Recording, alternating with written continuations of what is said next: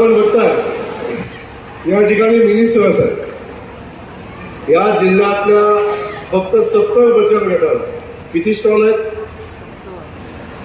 60-70 stall आहेत। माझ्या माहिती प्रमाणे 100-125 स्टॉल एका ह्याच्यामध्ये असले पाहिजे। बघा आपण अजून काय करता येते। तो 100-125 बचत गटांना स्वतःचा उत्पादित केलेला माल 5 दिवस इथं ठेवता येईल, 4 दिवस इथं ठेवता येईल। बाकीच्या दिवशी कुठं जायचं? बाकीच्या दिवशी तो माल कुठं विकायचा?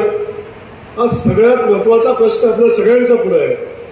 म्हणून पाठीमागच्या वर्षीच तुमच्या सगळ्यांच्या आशीर्वादानं मला राज्याचा ग्रामविकास खात्याचा मंत्री आणि पंचायत राजचा मंत्री होण्याचं भाग्य लाभलं आणि आता तुमचं उमेद आहे ते उमेद माझ्या मंत्रालयाच्या अंतर येतं। त्यामुळं आम्ही एक निर्णय घेतला, हा सरस जो होतो तो वर्षात एकदा आणि 5 दिवस होतो। इथं आला तर त्या सोयीसुविधा मिळत नाहीत, पण आता आम्ही नवीन निर्णय घेतला आहे, आमच्या महिला भगिनींच्या मालाला हक्काची बाजारपेठ जिल्ह्याच्या ठिकाणी मिळाली पाहिजे म्हणून आम्ही उमेद मॉलची संकल्पना आणली। ही संकल्पना फक्त आणली नाही, आता सोलापूर जिल्ह्याचा उमेद मॉल मंजूर झाला आहे।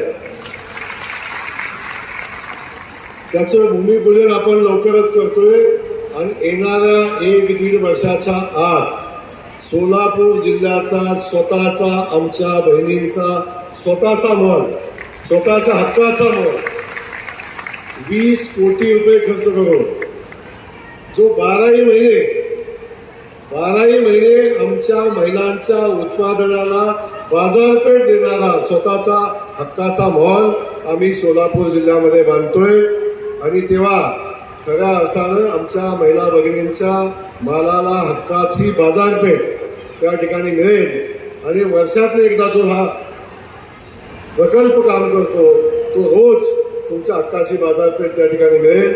म्हणून मी माननीय मुख्यमंत्री देवेंद्र फडणवीस साहेबांना मनापासून धन्यवाद देईन की तो संकल्पना आम्ही त्यांच्यापुढे मांडली आणि त्याला खऱ्या अर्थाने त्यांनी बळ दिलं आणि पहिल्या टप्प्यामध्ये 13 जिल्ह्यामध्ये उमेद मॉल होतोय आणि चालू वर्षामध्ये पुन्हा 10 जिल्ह्यामध्ये होतोय।